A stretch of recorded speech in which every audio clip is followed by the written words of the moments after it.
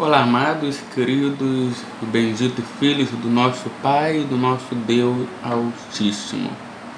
Muito boa noite a todos vocês. Hoje eu quero compartilhar algo muito grandioso com vocês, da Palavra de Deus. E eu espero que eu possa, de alguma forma, ajudar você a entender algumas coisinhas simples e maravilhosas. É uma honra, um prazer, um privilégio muito grande de estar aqui. Eu me senti compungido pelo Pai, por Deus, de compartilhar uma mensagem com vocês. Existem conhecimentos da palavra, existem segredos, existem textos e contextos, existem palavras de compartilhamento, existem muitas coisas. O reino de Deus é lotado, carregado de informações maravilhosas que nós jamais imaginaremos. Jamais imaginaremos. Pensa na família do céu. Por esta causa me ponho de joelho diante do Pai, de quem toma o nome toda a família, tanto no céu como sobre a terra. Efésios 3, 14 e 15. Espiritualmente falando, há apenas duas famílias na terra. Duas famílias na terra. Nós sabemos que há a família de Deus e a família de Satanás. Qual família você pertence? Nós pertencemos à família de Deus. A família de Deus e a família de Satanás. Todas as pessoas, independentemente de sua origem ou formação, pertencem a uma dessas suas famílias. A qual delas você pertence? Quem é o seu pai? Deus ou Satanás? A única maneira de você ser libertado da família de Satanás é nascer da família de Deus.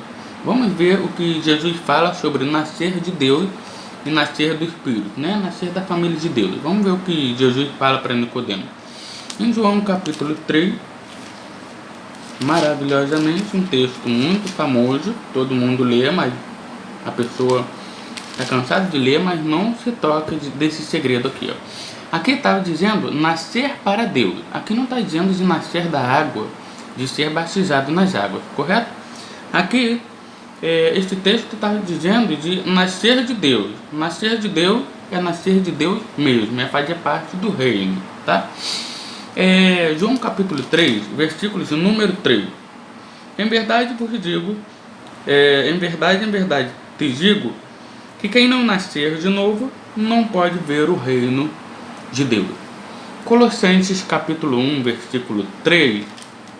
Colossenses 1, versículos número 13, traz o texto sobre nascer de Deus, né? Colossenses fala sobre isso. Vamos ver aqui, Colossenses capítulo, olha que maravilha, 1, versículos número 13. Olha que lindo. Ele nos tirou do poder das trevas e nos transportou para o reino do seu Filho, do seu amor, a quem temos a redenção pelo seu sangue, a saber, a remissão dos pecados. Vamos ler o contexto inteiro da Bíblia Sagrada, porque todo texto tem contexto. Nós não podemos pegar o texto isolado e lançar para você. Todo o ensinamento e toda a palavra de Deus tem texto e contexto, tá? Por esta razão, nós também, desde o dia em que ouvimos, não cessamos de orar por vós e de pedir que sejais cheios do pleno conhecimento da sua vontade e de toda a sabedoria e entendimento espiritual. E oramos para que possais andar dignamente diante do Senhor, agradando-lhe em tudo, frutificando em toda a boa obra e crescendo no conhecimento de Deus. Corroboramos com toda a fortaleza, segundo a força da sua glória, em toda a paciência e longanimidade com alegria. Paulo tinha alegria de pregar o evangelho, né? De pregar para o povo. Dando graças ao Pai que nos fez idôneo para participar da herança dos santos na luz. herança dos santos na luz, no mundo espiritual, na eternidade, né? Ele nos tirou do poder das trevas, verso 13, ele nos tirou do poder das trevas e nos transportou para o reino do seu Filho, do seu amor, em quem temos a redenção pelo seu sangue, né? O sangue de Jesus derramado na cruz nos remiu, nos trouxe de volta para casa, nos trouxe de volta para o seu reino. E a saber, a remissão dos pecados. A remissão do pecado, ela é incrível, tá? Remissão dos pecados. Você precisa receber a Jesus como seu Salvador e nascer de novo, a fim de pertencer à família de Deus e poder chamá-lo de Pai Celeste. Ao nascer de novo, você começa a crescer espiritualmente à medida que conhece seu Pai Celeste. Então, as pessoas elas não conseguem entender a beleza do Evangelho porque elas acham que para você ser chamado por Deus, você tem que fazer uma teologia, você tem que fazer um curso, você tem que fazer um monte de coisa, e na verdade não é dessa forma, tá? Para você chamá-los de Pai Celeste, quando você nasce de novo e começa a crescer espiritualmente, à medida que conhece o Pai, a primeira forma da família, vamos lá, aí você conhece o Pai, mas para você conhecer a Deus, você tem que conhecer cada dia a palavra de Deus. Quando você conhece cada dia a palavra de Deus, é como a luz da aurora, né? Em Provérbio fala, vai clareando, clareando, clareando até ser dia perfeito. Isso aqui está falando do nosso espírito. Imagina um espírito apagado longe de Deus. Quando se aproxima de Deus, se aproxima da luz, ele começa a clarear, começa a receber características do reino dentro dele. E Jesus disse em Lucas capítulo 17, versículo 20 e 21, que os fariseus estavam ali interrogando ele, perguntou a ele, quando virá o reino de Deus? Ele disse, o reino de Deus não vem com visível aparência, nem dirão ele ali ou lá está, porque o reino de Deus está dentro de vós, né? E eles ficaram maravilhados com aquela palavra, porque sabia que Jesus estava falando a verdade, que o reino de Deus ele está dentro do nosso coração, por meio do Espírito Santo que o Pai outorgou em nós. Então o reino de Deus está dentro de nós pelo Espírito Santo. Amém? Agora aqui, ó. E através da sua palavra. Vamos lá. A primeira forma de familiarizar-se com Deus, o Pai, Deus o Pai, é através da sua palavra, né? Não posso compreender Deus através de sentimento. Eu o compreendo pelo que a palavra diz sobre ele. Ele é tudo o que a palavra diz que ele é. Veja, muitas pessoas querem familiarizar-se com o Pai através de experiência. E é verdade, você pode aprender algumas coisas sobre Deus e o Pai através de diferentes experiências na vida. Mas a primeira forma de conhecer o Pai é através da sua palavra. Então, para você se aproximar de Deus, você tem que conhecer mais a palavra de Deus. Porque a palavra de Deus é o segredo, é o conhecimento, a sabedoria é transmitida por palavra. Por exemplo, provérbio é transmitido por palavra. Sabedoria é transmitida por segredo de palavra, coisas insondáveis do reino de Deus, a qual Deus permite para que aqueles que sondem, recebam a experiência do reino de Deus. Receba a experiência e também receba a edificação. Na palavra descobrimos qual é a natureza do Pai e o quanto Ele nos ama e se importa conosco, né? Ele nos ama e Ele se importa conosco. O que a palavra fala sobre o nosso Pai Celeste? Nos Evangelhos, Jesus sempre apresentou Deus como um Pai amoroso. Vamos lá, nos Evangelhos Jesus sempre apresentou Deus como um Pai amoroso. Ele não falou de Deus sem conhecer Deus, né? Ele conhecia o que ele estava falando. Mas quando ele apresenta esse Pai maravilhoso, ele apresenta como Deus maravilhoso. Aqui, ó, ele apresenta aqui em João 3,16. Em João 3,16 ele fala claramente do Pai dele, né? De forma maravilhosa. Então ele fala aqui, ó, João 3,16. João 3,16 está aqui, ó. texto maravilhoso para você da palavra. João 3,16. Eu sei o que está no texto, mas eu vou abrir de propósito, tá? Eu sei o que está lá, mas eu vou abrir. Fala sobre que Deus amou o mundo de tal maneira, mas eu vou abrir para poder facilitar o seu entendimento, tá? Para você acompanhar comigo. Então, está aqui, ó, João 3,16. João capítulo 3,16. Porque Deus amou o mundo de tal maneira que deu o seu Filho unigênito, para que todo aquele que nele crê não pereça, mas tenha a vida eterna, né? Porque Deus amou o mundo de tal maneira que deu o seu Filho unigênito, para que todo aquele que nele crê não pereça, mas tenha vida eterna.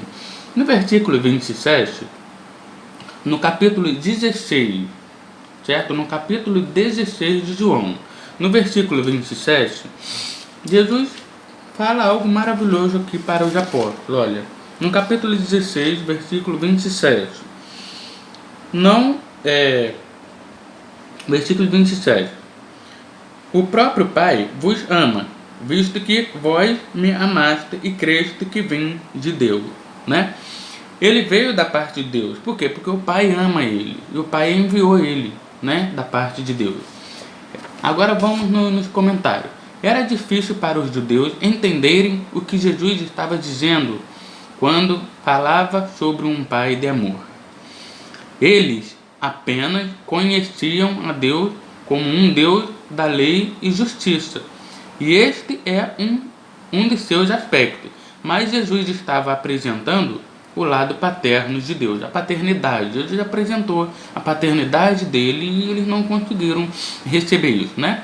Ele estava apresentando a própria natureza do Pai, pois a Bíblia diz que Deus é amor. 1 João 4,16. 1 João 4,16. Vamos lá. 1 João capítulo 4, versículo 16. Diz que Deus é amor, não há nele treva alguma. 1 João 4,16 vai nos revelar a Deus, o Pai, no seu amor, na sua paternidade amorosa. 1 João, 1 João, aqui, 1 João 4,16, vamos lá. 1 João capítulo 4, versículo 16, aqui, ó. E nós conhecemos e cremos no amor que Deus tem por nós. Deus é amor.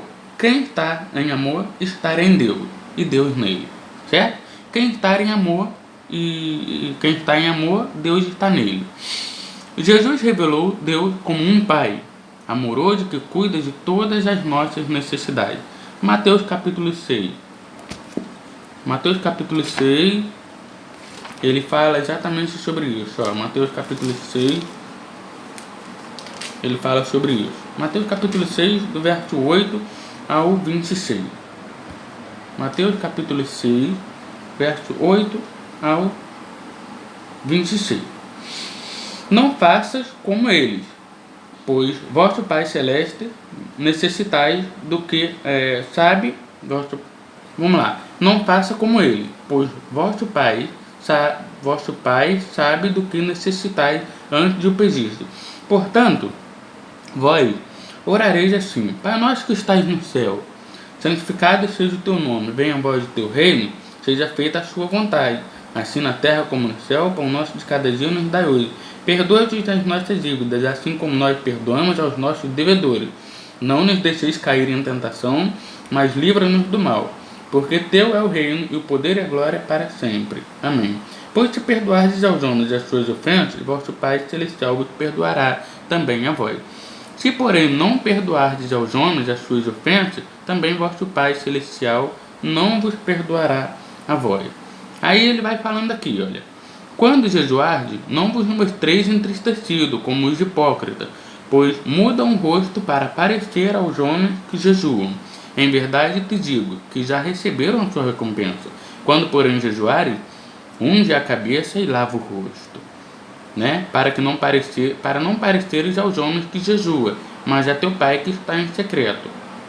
Que teu Pai que está em secreto, e teu Pai que vê em secreto te recompensará. Não ajunteis tesouro no céu, não ajunteis tesouro na terra, onde a traça e a ferrugem destroem, e onde os ladrões não arrombam e roubam. Ajuntai, porém, tesouros no céu, onde nem a traça nem a ferrugem destrói, e onde os ladrões não arrombam nem roubam. Pois onde estiver o vosso tesouro, ali estará também o vosso coração, né? Aí vamos lá, a lâmpada do corpo são os olhos. Se os seus olhos forem bons, todo o teu corpo será luz. Se porém os teus olhos forem maus, todo o teu corpo estará em treva. Portanto, se a luz que há em ti são trevas, quão grandes coisas são essas trevas?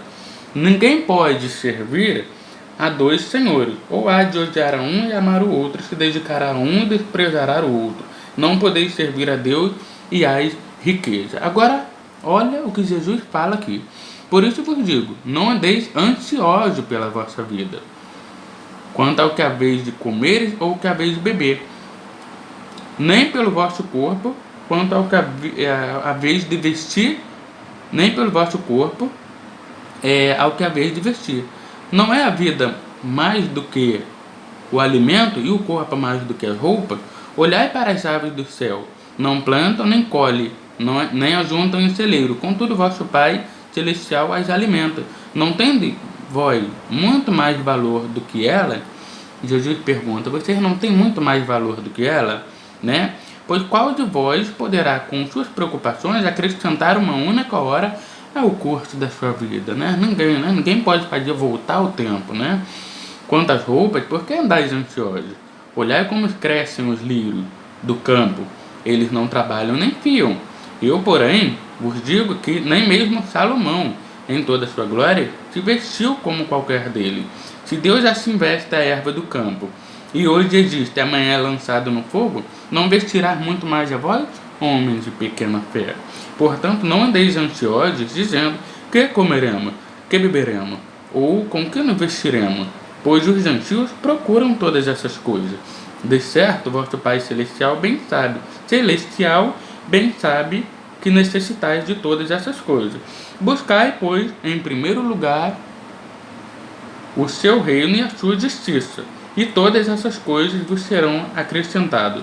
Portanto, não andeis ansiosos pelos dias da manhã, pois o amanhã se preocupará consigo mesmo, basta cada dia o seu próprio mal. Né? Observai as aves do céu, né? Note o imenso carinho nessa figura do Pai. Da figura do Pai cuidando de seus filhos. Nosso Pai Celeste conhece nossas necessidades e deseja supri-las antes mesmo que lhe peçamos ajuda. Porque Deus é meu Pai. Gosto de fazer porque Deus é meu Pai. Gosto de fazer o que Paulo fala em Efésios, capítulo 3, versículo 14 e 15. Né? O que Paulo fala em Efésios 14 e 15? Né? Aqui, Paulo fala, por esta razão me ponho de joelhos perante o Pai, de quem toma o nome toda a família, tanto no céu como sobre a terra, né? E aqui, esse texto aqui é maravilhoso, né? Por esta causa me ponho de joelhos diante do Pai, né? Gosto de me ajoelhar e dizer, pondo-me de joelhos diante do Pai, de quem toma o nome, toda a família, tanto no céu como sobre a terra. A palavra família tira Deus de um rígido contexto religioso e torna nosso relacionamento com o Pai muito real e íntimo. Somos parte da família de Deus. Este fato não tem relação alguma com religião. A religião é rígida e fria, mas o cristianismo é o relacionamento com um Deus que é um Pai amoroso. Muitos cristãos têm dificuldade em perceber Deus como um Pai de amor que se importa com ele. Muitas vezes os cristãos são ensinados a temer a Deus e a se retrair diante de Deus, diante de um Deus de justiça.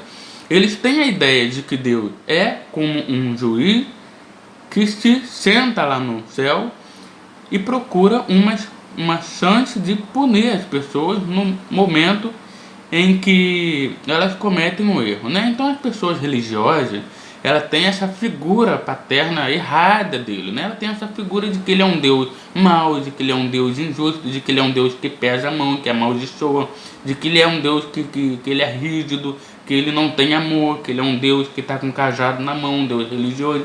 Porém, Deus não é assim. Mas não, Deus é amor. Graças a Deus pelo amor do Pai, né? Graças a Deus pelo amor do Pai que Jesus revelou. Em Mateus capítulo 6, Jesus fala sobre os cuidados de Deus por seus filhos, né? Ele fala sobre os cuidados de Deus. Mateus capítulo 6, versículo 31. Portanto, não vos inquieteis dizendo: que comeremos, que beberemos, ou com que nos vestiremos? Porque os gentios é que procuram todas essas coisas, pois vosso Pai Celeste sabe que necessitais de todas elas.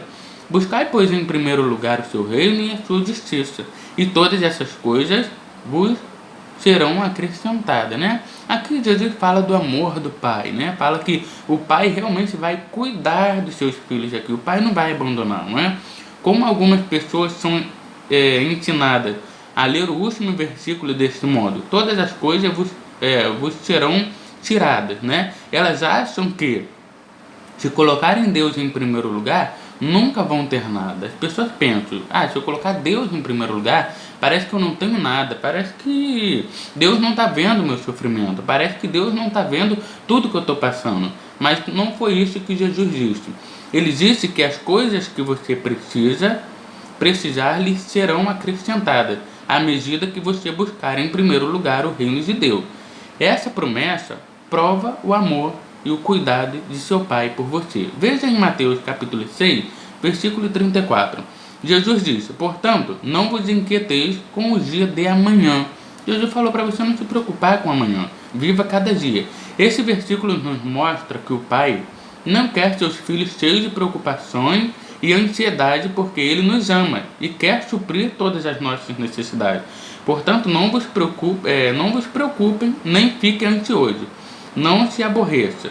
Você pode estar certo de uma coisa: à medida que confiar sua vida a Deus, Ele vai assumir o lugar de Pai e agir como tal em sua vida.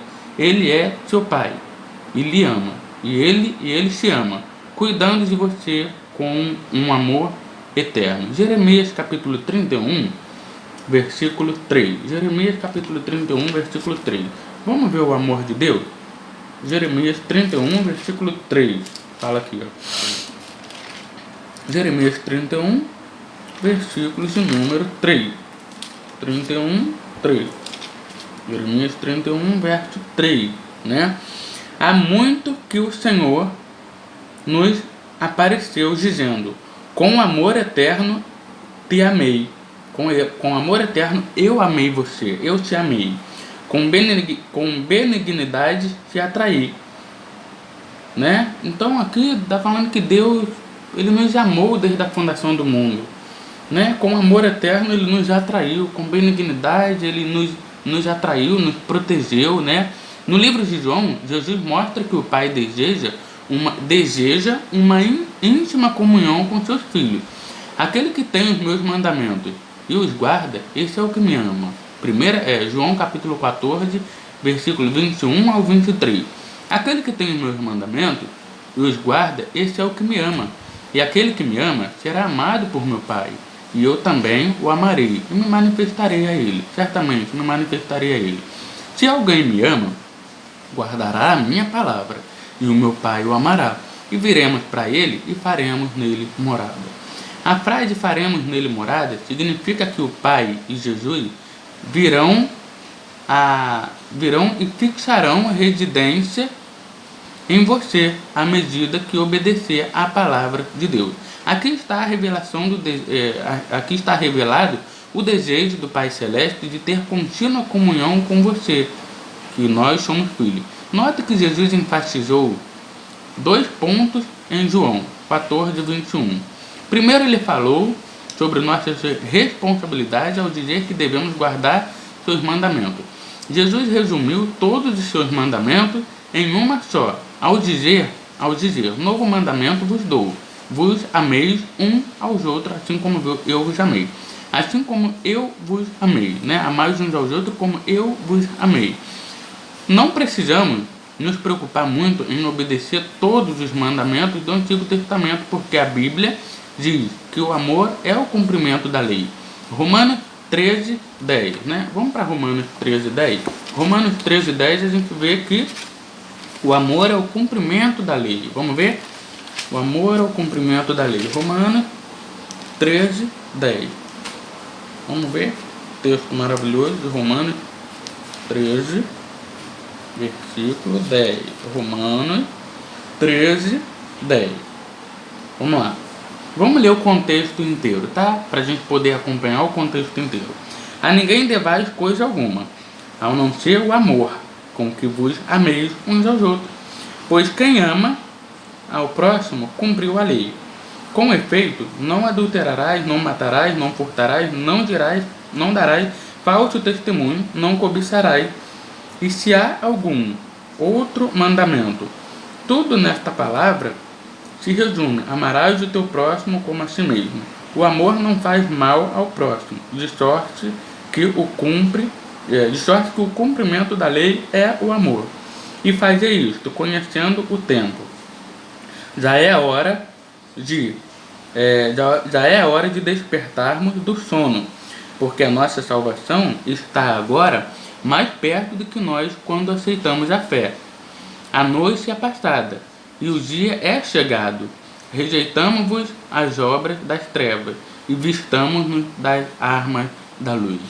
Andemos honestamente como de dia, não em glutonaria e bebedeira, não em orgia e dissoluções, não em contenda e inveja. Antes, revesti-vos do Senhor Jesus Cristo, e não tenhais preocupação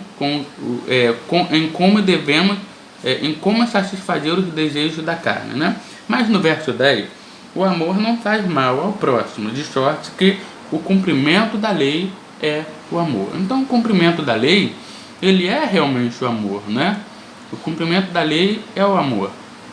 Em outras palavras, se guardar esse mandamento, se guardar esse único mandamento, andando em contínuo amor, andando continuidade em amor, você vai automaticamente cumprir todos os outros mandamentos. Como que você vai cumprir todos os outros mandamentos? Porque você vai andar no amor, né? O segundo ponto que Jesus enfatizou foi o amor do Pai. E aquele que me ama será amado por meu Pai. João 14, 21. O grande Deus e Pai é um Deus de amor. E sua palavra é um Deus amor. E sua própria natureza amorosa o compele em cuidar de seus filhos e a suprir suas necessidades. Pense sobre os pais terrenos. A maioria deles quer o melhor para seus filhos. A saber dar boas coisas aos seus filhos, Bem, a Bíblia faz uma pergunta. Se os pais terrenos sabem dar boas coisas aos filhos, quanto mais o vosso Pai Celeste sabe dar boas dádivas aos seus filhos. Ora, se vós sois maus, sabeis dar boas dádivas aos vossos filhos, quanto mais o vosso Pai que está no céu dará boas coisas aos que lhe pedirem, né? Se nós somos mais, nós somos uma natureza mal, né? Nós somos soberbos, nós somos altivos.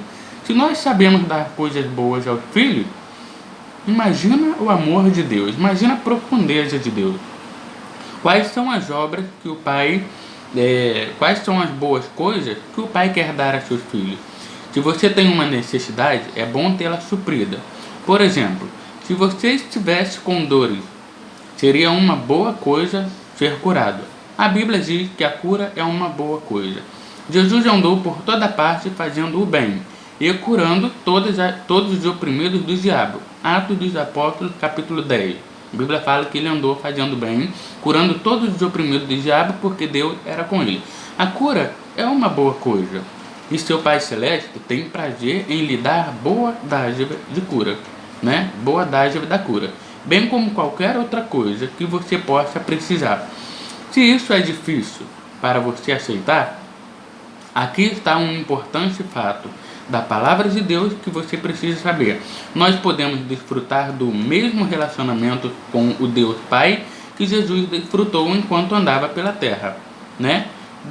Deixe-me provar essa afirmação. Através da oração de Jesus ao Pai, e no livro de João, no capítulo 17, no versículo número 23, eu nele, nós somos cristãos, né? Eu nele e tu em mim, a fim de que sejam aperfeiçoados na unidade, para que o mundo conheça que tu me enviaste e os amaste como também amaste a mim.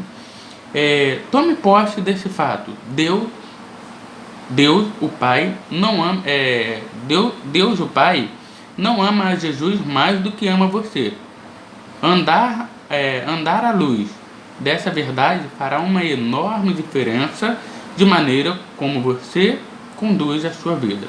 Por exemplo, já que o Pai ama você tanto quanto ama a Jesus, você nunca precisa temer os problemas da vida. Romanos capítulo 8, versículo 31 diz: se Deus é por nós, quem será contra nós? Em Romanos capítulo 8, 31. Se Deus é por nós, quem poderá ser contra nós? O que pode fazer um filho? O que pode fazer a um filho de Deus a quem o Pai ama e protege? O Pai estava com seu filho, Jesus. Andou pela terra e está com você também. Vejamos uma importante afirmação que Jesus fez sobre seu relacionamento com o Pai.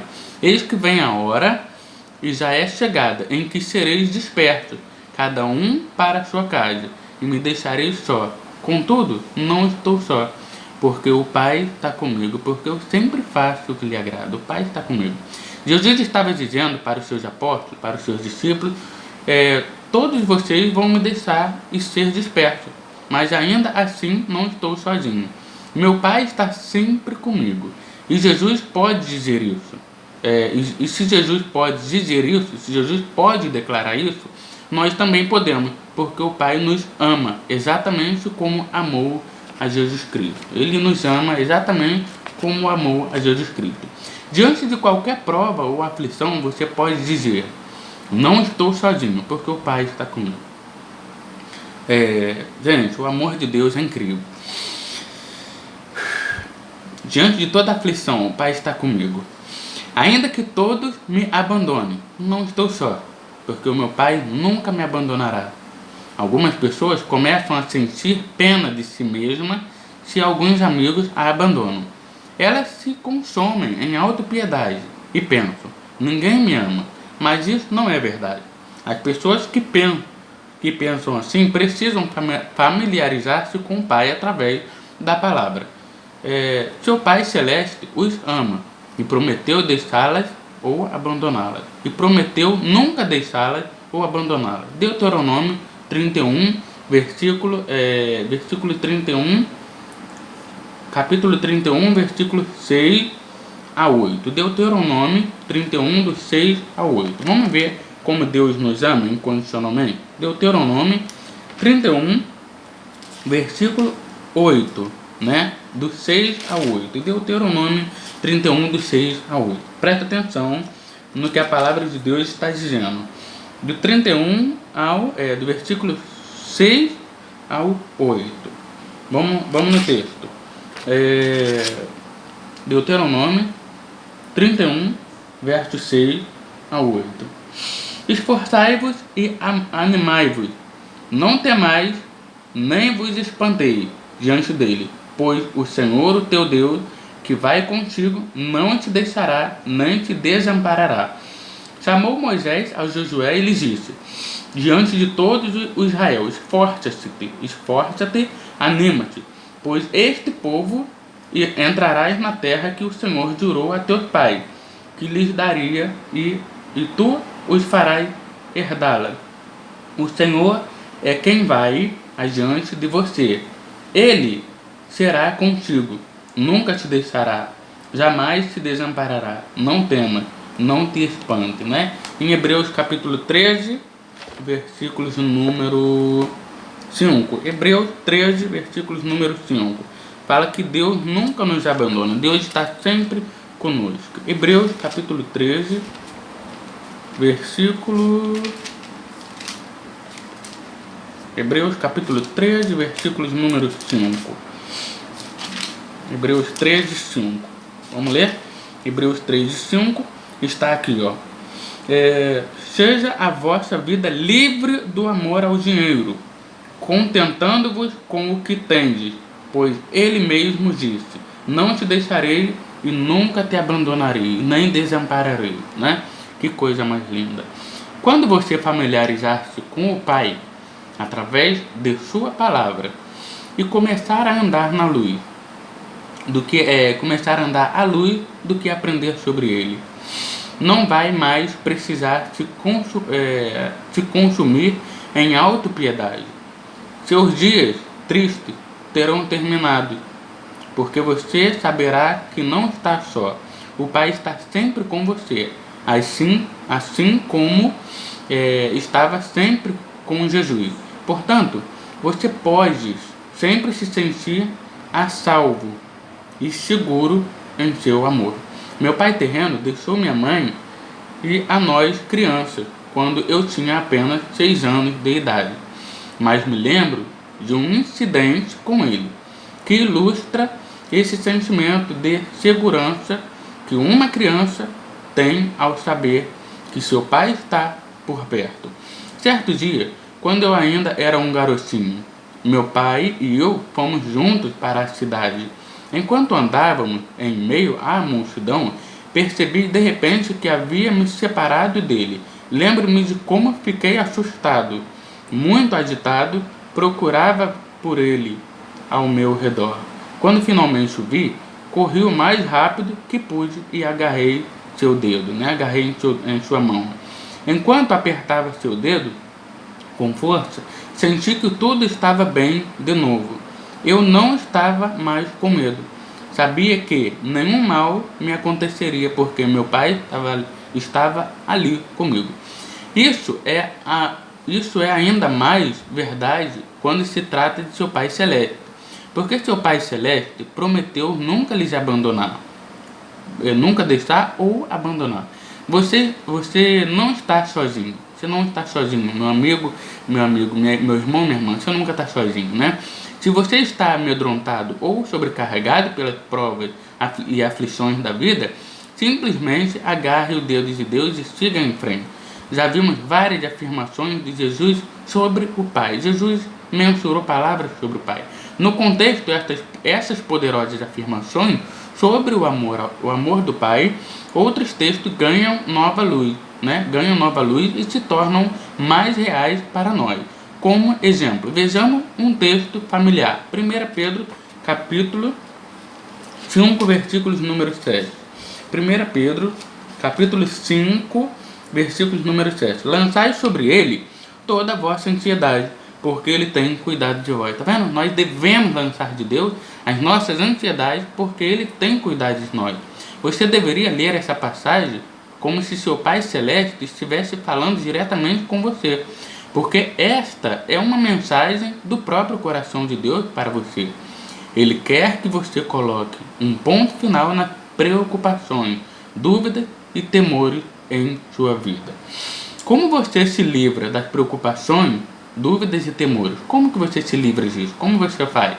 Fazendo o que a Escritura diz: lance toda a sua ansiedade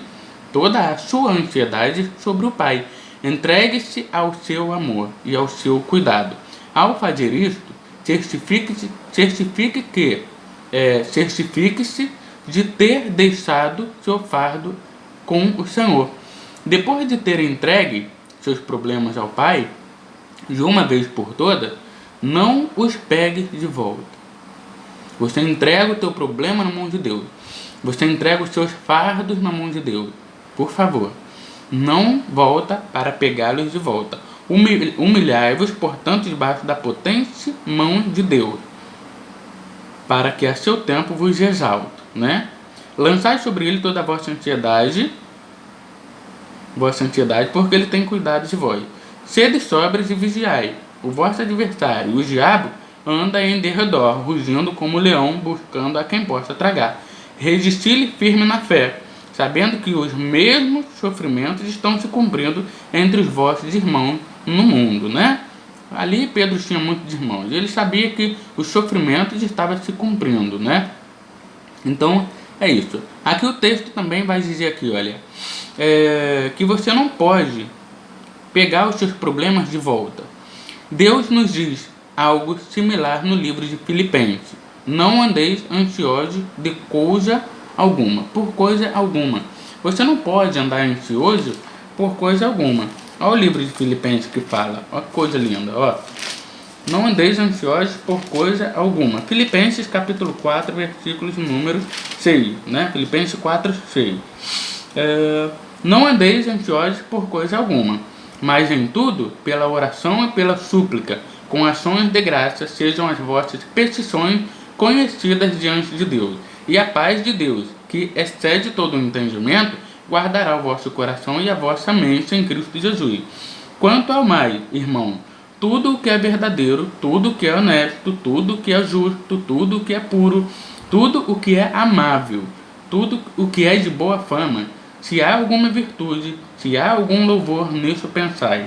O que aprendeste e recebeste e ouviste de mim, e em mim visto, isso fazei, e o Deus da paz vos conceda e vos console eternamente. Então, Paulo dá uma pauta aqui da palavra de Deus para aqueles irmãos maravilhosa. Paulo diz, cara, assim como eu aprendi de Deus, fui consolado, fui fortalecido, né? Deus me deu um prazer de conhecer mais a sua palavra, assim vocês fazem também, né? Faz como Pedro, lança sobre ele toda a vossa ansiedade, né? Nós não devemos pegar os nossos problemas de volta. Deus não é um pai injusto. Ele nos ama e não pediria que fizéssemos algo que não pudéssemos fazer. Mas o que faremos se não pudéssemos nos preocupar? O que faremos se não pudéssemos nos preocupar? O restante do versículo nos diz, em tudo, porém, sejam conhecidas diante de Deus as vossas petições pela oração e pela súplica, pedidos definidos com ações de graça. Pense na diferença que faria nas vidas das pessoas andar à luz desses textos. Pensa, algumas pessoas vão a muitos lugares experimentando todos os caminhos, exceto o caminho de Deus, para receber livramento e vitória. Talvez recebam ajuda temporária, mas não vão saber o que é ter vitória permanente até que exercitem ser praticantes da palavra. Você só vai saber o que é ter vitória quando se recusar a se preocupar e a se aborrecer sobre os problemas de cuidado. Em vez disso, leve seus problemas ao Senhor em orações e agradeça-lhe pela resposta. Seu Pai lhe ama, né? Você vai agradecer. Antes de tudo, você vai dar ações de graça. Agradecer a Deus por tudo, porque Ele se ama. Ele está interessado em você, né? Ele está interessado em cuidar do seu coração, em cuidar de você, trazer no seu interior a consciência de vida eterna. Se você apresentar-lhe seus pedidos e esperar em sua presença, Ele lhes ajudará a entender o que fazer e lhes dará as respostas para seus problemas. Quando seu Pai Celeste vos ama, você não gostaria de conhecê-lo melhor? Ele ama você, você não gostaria de conhecê-lo melhor? Aproveite o acesso ao seu Pai, aproveite o acesso que seu Pai providenciou para você através de Jesus. Efésios capítulo 2, versículos números 18. Vamos aprender o acesso de Deus? O acesso de Deus é uma coisa maravilhosa, né? Efésios capítulo 2, versículos 18. Efésios 2, 18. Efésios 2, 18. Pois por ele ambos temos acesso ao Pai em um mesmo Espírito. Tá vendo? Você acessa ao Pai, você tem acesso direto a Deus pelo mesmo Espírito, porque Jesus foi sacrificado em seu lugar, Jesus morreu em nosso lugar, né? Pois por ele ambos temos acesso ao Pai em um mesmo Espírito. Quando está no Espírito aqui, está falando do Espírito Santo, tá? Através do mesmo Espírito Santo que Jesus teve acesso ao Pai, nós também temos acesso ao Pai por meio desse mesmo Espírito. E familiarize-se com Ele através da sua palavra. Tenha comunhão com Ele através da oração. E lance toda a sua ansiedade sobre Ele. É para lançar mesmo. Dizer, Senhor, me perdoe, lança sobre Ele toda a tua ansiedade. Não se preocupe. À medida que conheça e experimente em sua própria vida a profundidade do amor que o Pai tem por você. Dúvidas e temores que lhe atormentaram no passado desaparecerão completamente. Você é tomado pelo amor de Deus a depressão, a dúvida, a ansiedade desaparece da sua vida. O Pai te ama muito, da mesma forma que amou Jesus. E por causa disso, e por causa do grande amor do Pai, você nunca está sozinho. Você nunca está sozinho, meu irmão e minha irmã. Entenda que você nunca está sozinho. Você nunca está sozinho. Deus, Ele deixou um texto para nós maravilhoso, que está em Apocalipse, capítulo 22, versículos número 16. Eu, Jesus, enviei o meu anjo para vos testificar essas coisas às igrejas. Eu sou a raiz e a geração de Davi, a resplandecente estrela da manhã. Jesus é a raiz, a geração de Davi e a resplandecente estrela da manhã. Só que quando a gente para perceber, a gente vai parar para perceber também que o próprio Jesus, ele manifesta o Pai, né? Ele manifesta o amor de Deus. Ele traz para nós o amor de Deus dentro dos nossos corações. Por isso, meu irmão e minha irmã, não desista de orar, não desista de ler a Bíblia. Insista e persista até fazer acontecer, até fazer que a alegria volte para o seu peito e que você conquiste o seu chamado em Deus. Não perca tempo, não perca tempo. Eu sei que estamos no fim dos tempos, há poucos tempos para os servos de Deus serem usados mesmo, mas uma palavra de conforto eu digo: não desista, tá? Não desista facilmente. Faça a obra de Deus, cumpra bem o seu ministério.